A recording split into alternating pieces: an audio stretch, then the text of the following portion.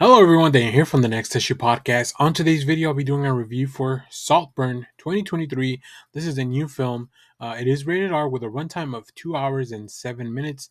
As of the recording of this video, we have a Rotten Tomato score of 71% from the critics. We don't have an audience score yet, but we do have a letterbox average rating of 3.8. And I think all those scores are very well deserved.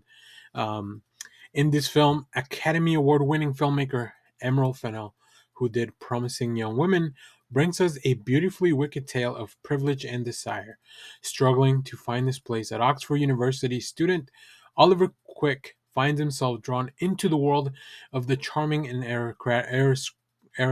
aristocratic Felix Catton, who invites him to Saltburn, his eccentric family's sprawling state, for a summer never to be forgotten.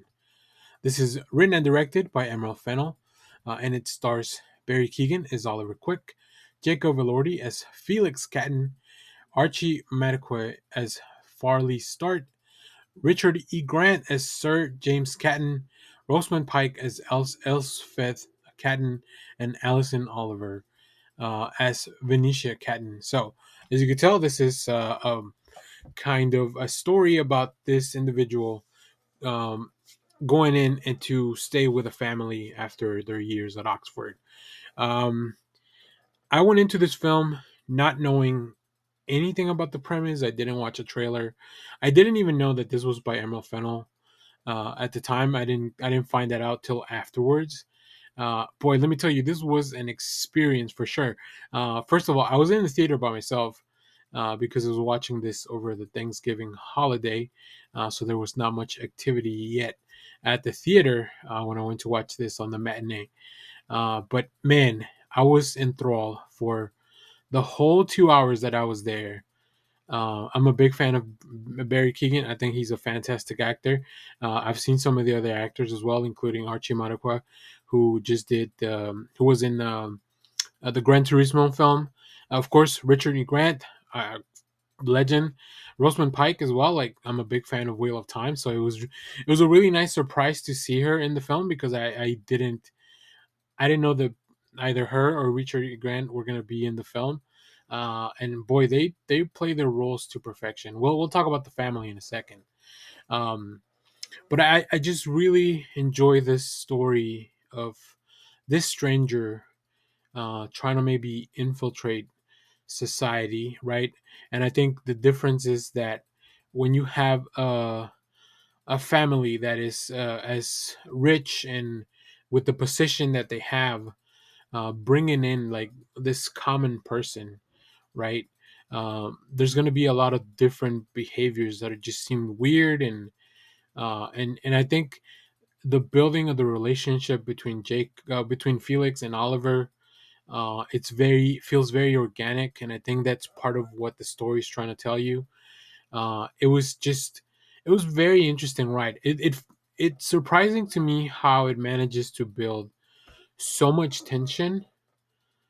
This is definitely a thriller. And I'll talk about the other aspect of the film that was very interesting.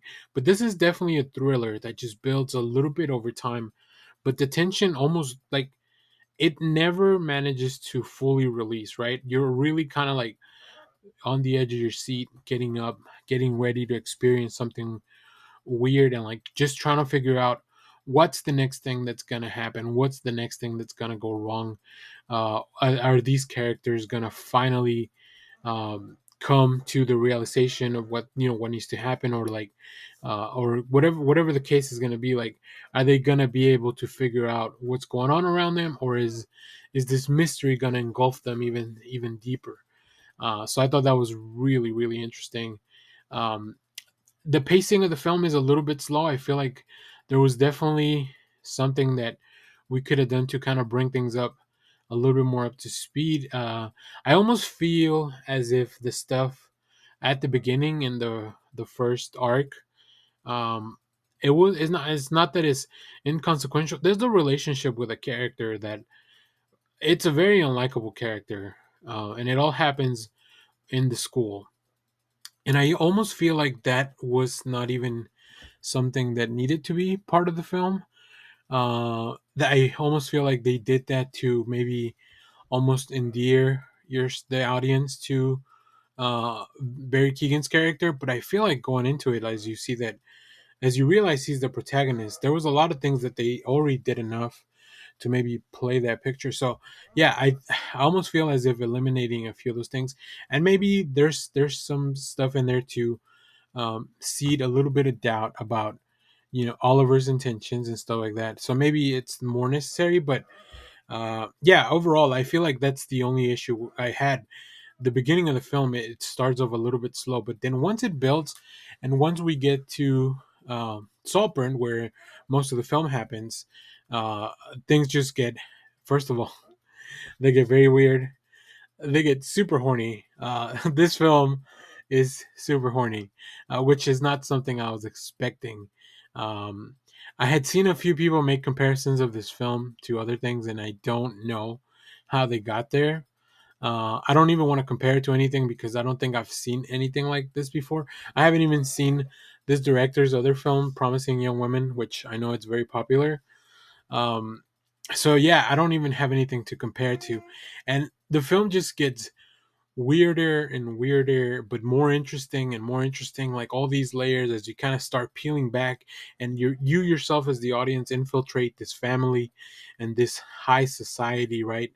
Um, there's a lot of Rosamund Pike is so good at playing this character who appears to be interested in your life, but it's also like more of a spectator role as far as like I'm curious because I don't like I'm in such a position of privilege that I can't even imagine what it's like being in such a difficult position. So she's kind of living vicariously through some of these people that she invites into her home, which is great. Richard E. Grant is almost like this fly on the wall where he's just like things just kind of happen, and I feel like these people sometimes aren't even equipped to emotionally deal with things in a like they are once again so shielded, so protected by their staff and their money and their position and their privilege that they don't even know how to deal with things when they actually happen and when things go wrong, which is very interesting to see happen in front of your screen.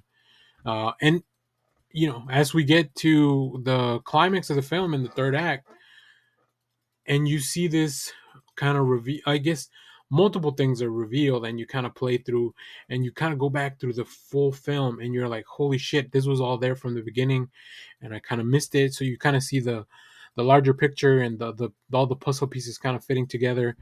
um and the movie could have ended there. And then there's like a 5-minute sequence at the end, which is one of the most ludicrous things I've ever seen. Barry Keegan definitely went all out for it. I would be surprised if at least himself doesn't get a nomination for best acting role. I really think that everything that he did in this film, it's fantastic. Aesthetically, the film also looks very beautiful. There's some really interesting costuming, as I mentioned, because this is a high society piece. They don't do anything half-assed. They kind of go all out every time something's really happening at this Saltburn, which is kind of like their. It's not a mansion and it's not a castle. It's just kind of like their state. But yeah, this is really interesting. I don't know enough about European high society to really put all the pieces together and kind of say everything that I want, but just imagine like it is European high society, right? They are it is a he is James Catton, Richard E. Grant's character is a lord uh in England. So yeah, it is like nothing I've ever seen, and I don't know when I would watch something else like this. I don't know that I would have made such a rush to watch it if it hadn't been for Barry Keegan. I really think this is something I probably would end up watching on just on streaming or something. I'm sure it'll be whenever this hits streaming. I can't wait. I can't wait to see that reception.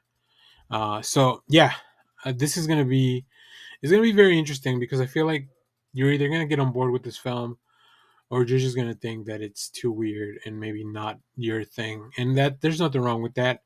But I would love it if more people just got on board with something like this that is not afraid to kind of push a lot of boundaries and uh, be weird and just give us really beautiful looking strange stuff happening on the screen. And maybe it's not even strange stuff, it's just like stuff that we don't know I don't normally watch in movies, so to me it feels a little strange and foreign. But it was still very interesting to watch, and such a cool experience. I think when you think about a film for a few hours after you've seen it in the theater, I appreciate that, and I want to make sure that uh, whenever that happens, that it's brought to your attention when I'm doing these reviews.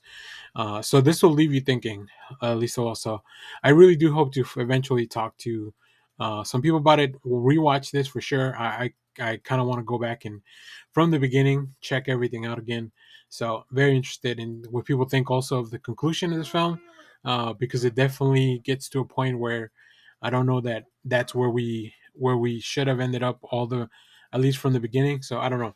I don't know what the reception to this film is going to be, but it seems so far so good just from what we're seeing on Rotten Tomatoes and Letterboxd at the time. So, if you have seen this film, let me know what you thought about it down in the comments. Try not to spoil anything for anyone in the comments as well.